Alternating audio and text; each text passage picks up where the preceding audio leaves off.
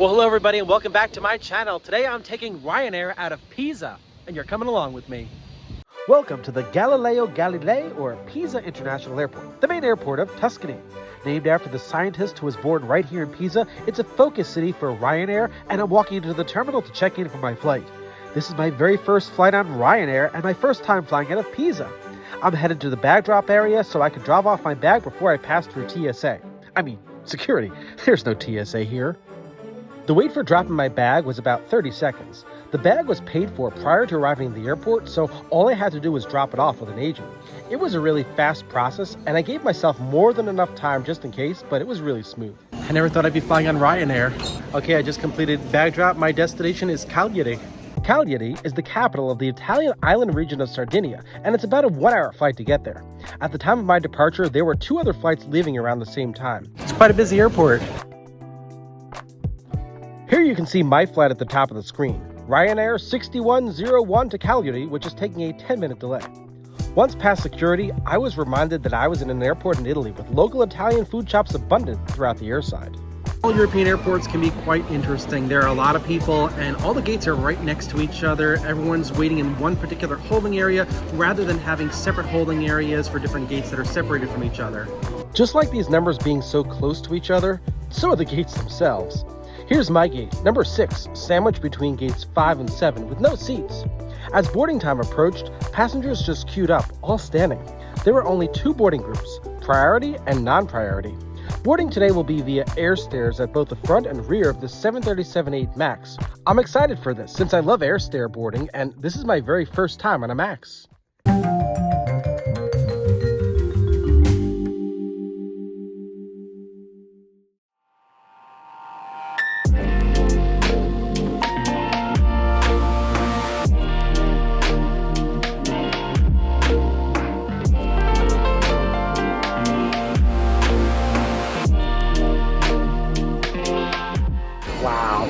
This 737-8 MAX 200 is just under 2 years old.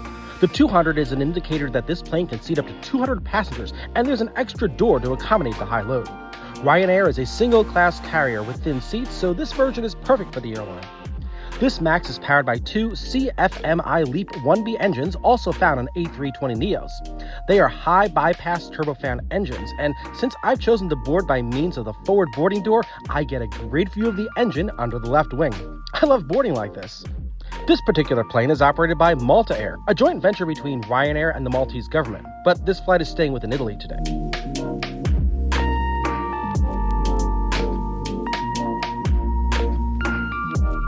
Welcome aboard Ryanair. It's actually my first time on a 737 MAX. On this plane, the safety card is plastered on the seat back in front of you. That saves on printing costs and missing cards. Interesting. I'm seated in the row directly in front of the overwing emergency exit row. I have 2 windows to myself, but the wing obstructs part of my view. I can't complain because this is a late ticket purchase, so I took the seat that I was able to get.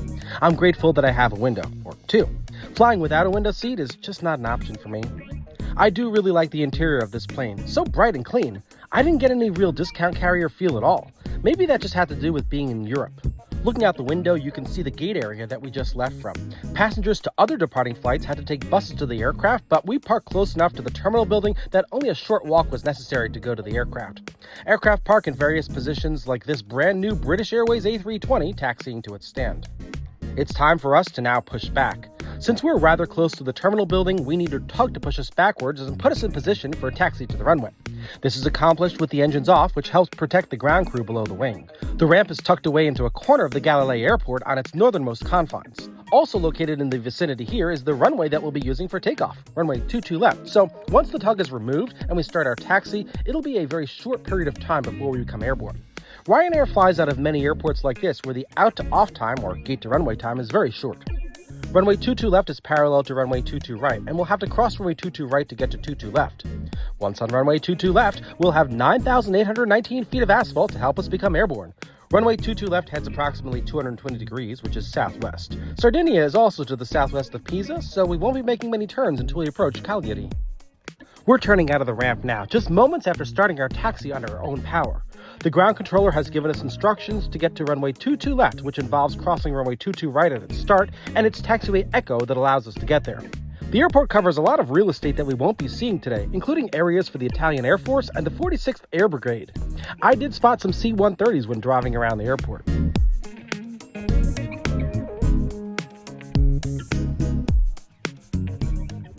We're now crossing runway 22 right, and under the control of the local controller, we'll enter and take off on runway 22 left without stopping.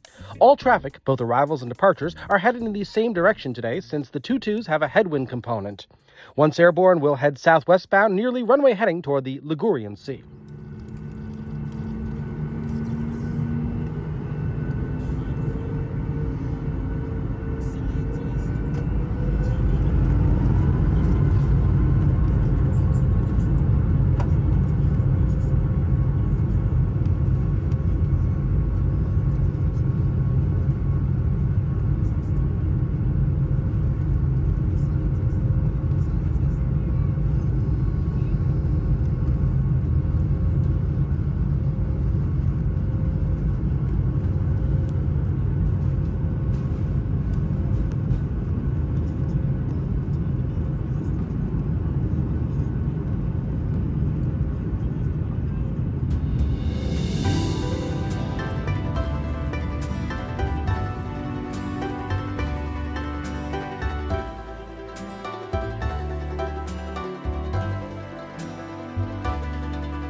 We're airborne and are flying to the southwest. After talking to local controllers, we'll be handed off to the high-altitude Rome air traffic sector, which covers the water portion of this flight, as well as the airspace over Sardinia. The engines on this MAX are gracefully powering us skyward as we head directly toward the Ligurian Sea. I do wish I had a seat in front of or behind the wing, but like I said, this was my only option due to the late booking. The climb out was very smooth, and as you can see, there were some clouds above. If you know me, you know that I'm all about tracking our flight routing, and I'm trying to take advantage of seeing what I can because I know that this is primarily a water flight. We'll only be over land for the initial climb and then while on final approach to southern Sardinia. I know that this heading, if maintained, should provide a view of the seaside city of Livorno, so I'll be looking for it before we cross the shoreline of the Italian peninsula. I can start to see the sea on the top right, so I know that Livorno will be coming into view soon. Livorno is commonly referred to as Leghorn in English, and it's the third largest port city in Italy. I was just there a few days before this flight, and I had some magnificent seafood in a portside restaurant. Once the wing drops slightly, we'll have a view of part of the city before flying directly over it. Of course, that's not ideal, but it's the only big city we'll be able to see on our flight today.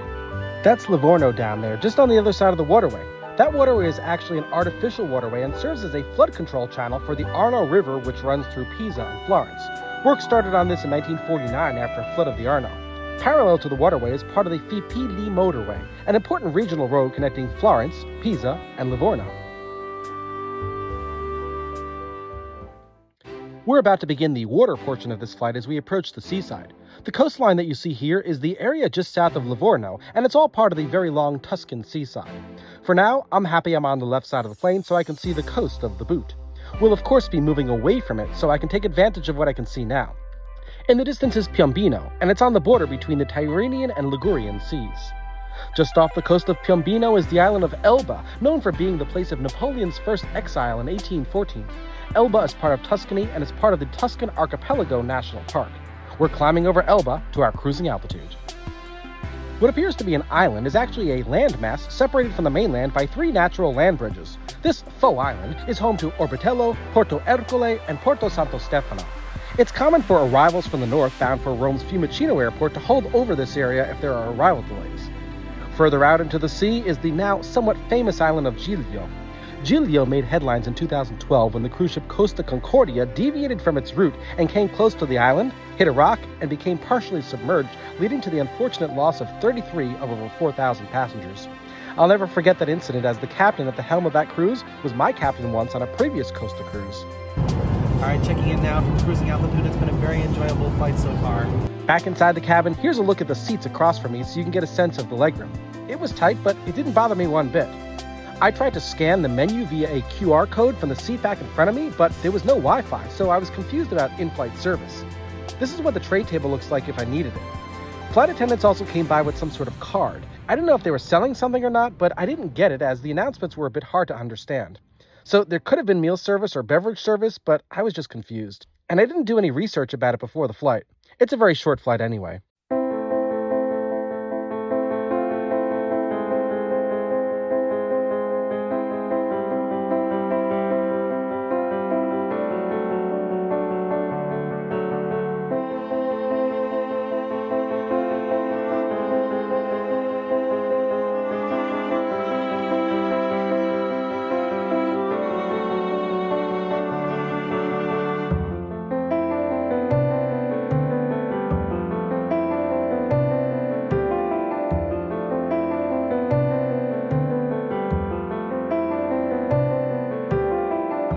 After a short time at cruising altitude, we're descending to Sardinia, and we'll be making a giant right-hand turn around the island's southeastern corner to approach runway 32 at the Cagliari Elmas Airport.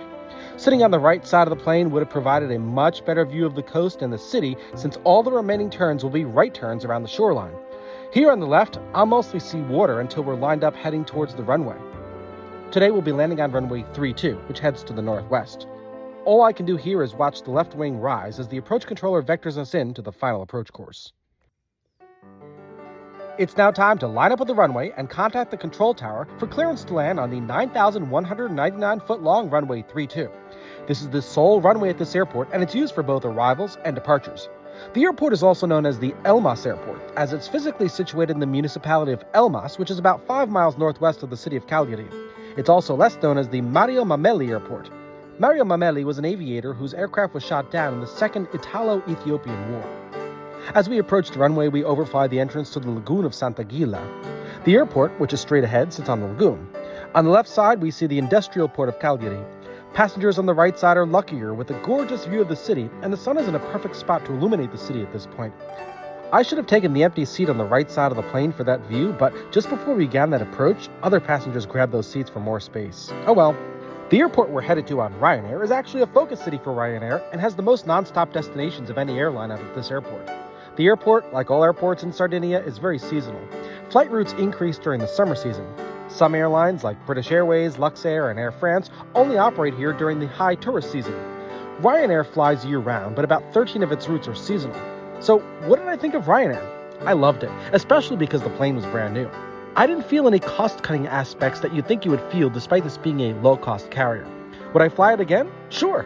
It would be interesting if they expanded service to the USA. That would make things a lot easier. I hope you enjoyed flying with me on this flight today. Let's land on the beautiful island of Sardinia.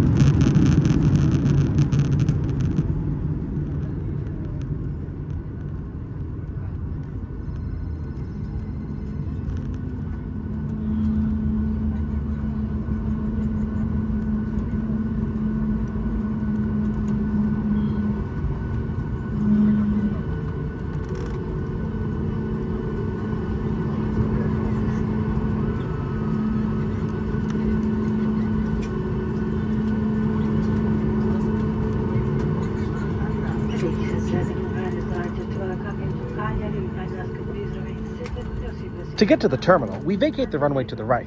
It's a rather short taxi past the airport's ARF station to the large ramp.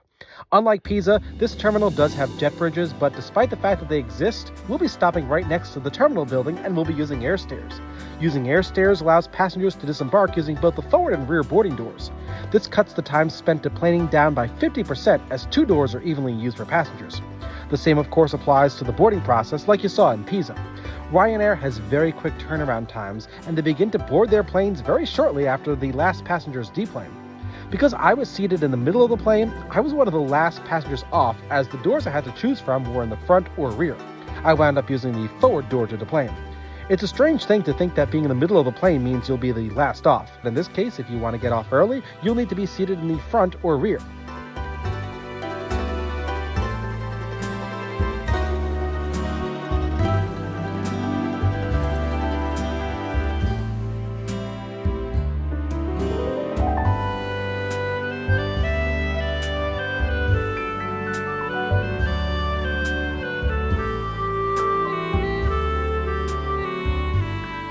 It is a beautiful day, and that was a beautiful 737 flight.